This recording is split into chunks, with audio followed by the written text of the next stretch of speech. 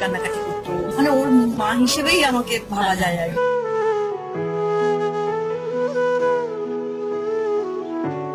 টলিউডের জনপ্রিয় অভিনেত্রী লাবণী সরকার, তিনি কিনা দেব থেকে শুরু করে জিৎ সকলেরই মা চরিত্রে অভিনয় করেছেন।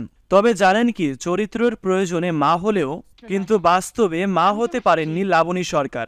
কেন? সক্ষমতা থাকতেও মা হননি লাবণী সরকার।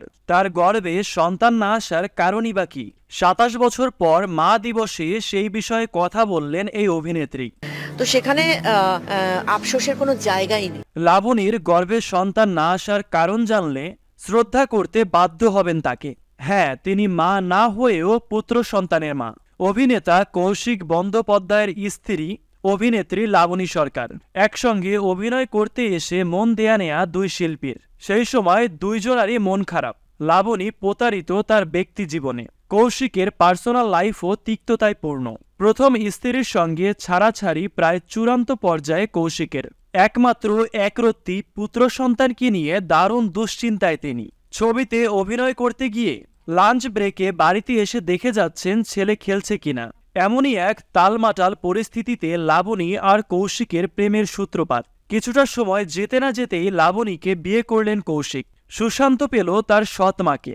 নিজের জন্মদাত্রী মা ছেড়ে চলে গিয়েছিল ছোট্ট সুশান্তকে। তার মনের মধ্যে তৈরি হয়েছিল তীব্র হাহাকার ও যন্ত্রণা।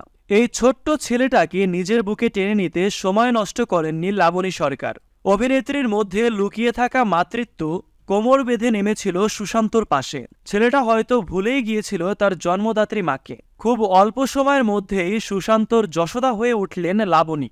এই সুশান্তকে পেয়েই একবারও বাচ্চা নেওয়ার কথা মাথায় আসেনি লাবণীর। এই বিষয়টির সম্পর্কে মা দিবসে তিনি বলেন, অনেক মেয়েরই বিয়ের পরে সন্তান পাওয়ার ইচ্ছে থাকে, কিন্তু আমার ছিল না এক ফোঁটাও। তিনি বলেন, আমার সঙ্গে যখন সুশান্তর প্রথম দেখা হয়, আমি দেখতে পাই মা ছেড়ে চলে যাওয়া এক নিরাপত্তাহীনতায় ভুগতে থাকা ছোট্ট ছেলেকে।